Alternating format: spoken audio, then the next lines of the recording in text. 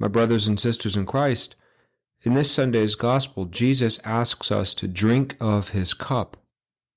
A meditation on what this means and how many of us actually do it. The Lord be with you. A reading from the Holy Gospel according to Mark.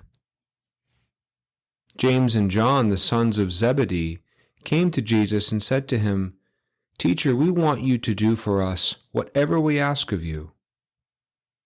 He replied, "What do you wish me to do for you?" They answered him, "Grant that in your glory we may sit one at your right and the other at your left." Jesus said to them, "You do not know what you are asking.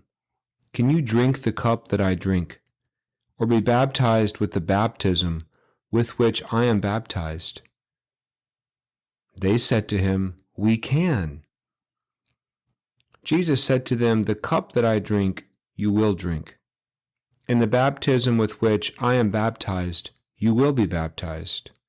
But to sit at my right or at my left is not mine to give, but is for those for whom it has been prepared."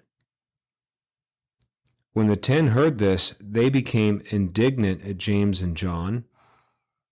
Jesus summoned them and said to them, "You know that those who are recognized as rulers over the Gentiles lord it over them, and their great ones make their authority over them felt. But it shall not be so among you. Rather, whoever wishes to be great among you will be your servant. Whoever wishes to be first among you will be the slave of all.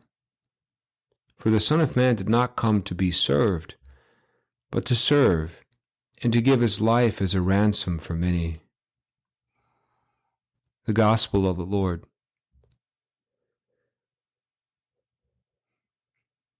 A recent poll suggests that only 20% of Americans trust the government to do the right thing, regardless of which political party holds the majority. Part of this lack of trust, they say, is driven by a commonly held belief that some politicians seek political office not for the common good, but for their own benefit. Whether or not that's true, surveys like this beg the question, what does it mean to be of service? What are our expectations of those in power?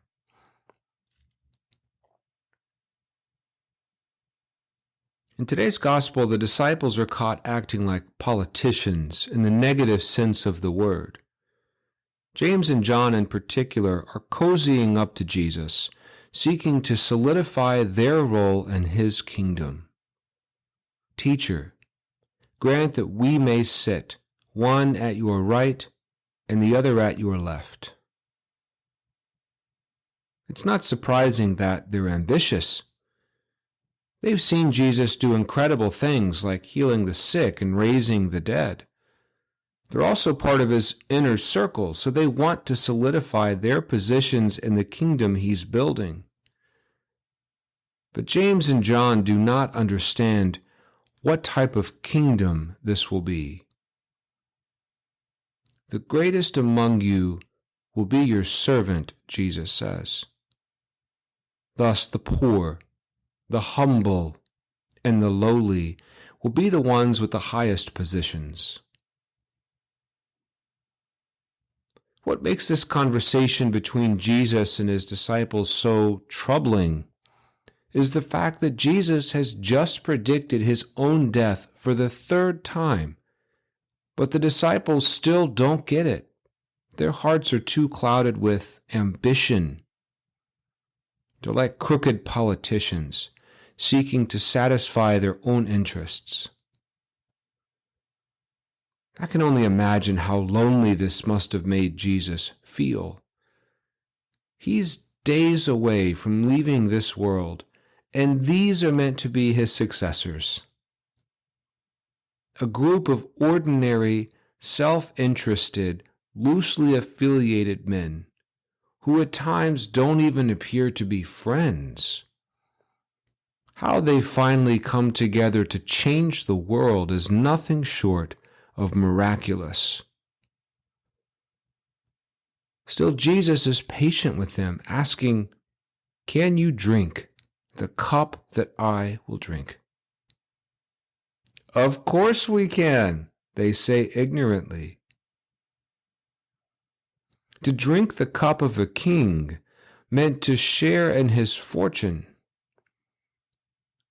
Thus, James and John think they'll share in Christ's power. But to drink Christ's cup means being willing to serve and to suffer with him. Unbeknownst to James and John, they will drink this cup of service and of suffering to the dregs. But what changed their hearts? How were they transformed from self-interested followers into servants?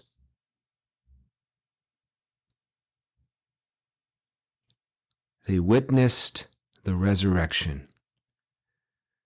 Seeing Jesus alive again changed their lives, setting their hearts on fire for the gospel. Finally, they understood Christ's message of love and service. In fact, 14 years after today's gospel passage unfolds, the Apostle James, who asked Jesus to be seated at his right hand, will lay down his own life in Jerusalem. And James did so freely, knowing that he would pick it up again like Jesus.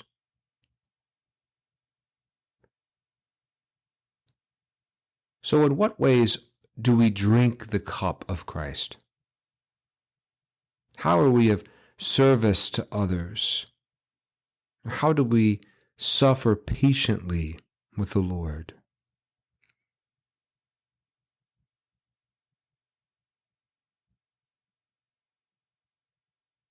I'll share a few examples I have witnessed firsthand in ministry. The person whose cancer is no longer curable, but perseveres in faith, drinks the cup of Christ. The married couple who seeks counseling to preserve their bond, drinks the cup of Christ. The young person who wakes up early and comes to Mass, even when they don't want to, drinks the cup of Christ. The recovering alcoholic who fights to stay sober another day, drinks the cup of Christ.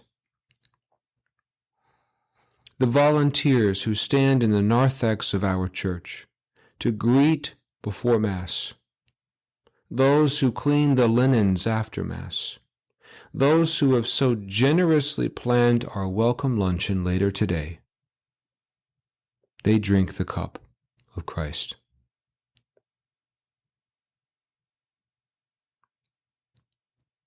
While there may be a lack of trust in the motives of some politicians, the standard for judging Christians is clear. The greatest among you must be your servant. If you look around this parish, then you will see many examples of people who are great in the eyes of God.